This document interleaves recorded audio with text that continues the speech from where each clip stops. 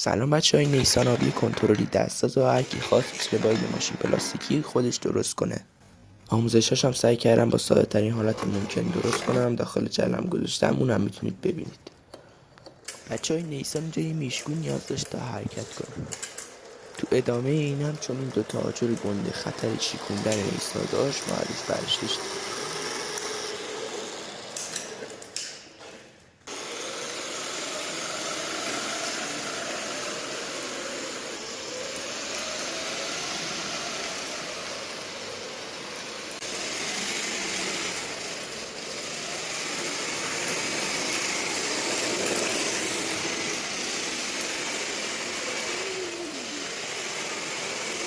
بچه ها لینک ویدیوش هم زیر همین ویدیو میذارم و دمت گرم که حمایت میکنی و به ما ادامه بده، داری به 200 تا نزدیک میشیم.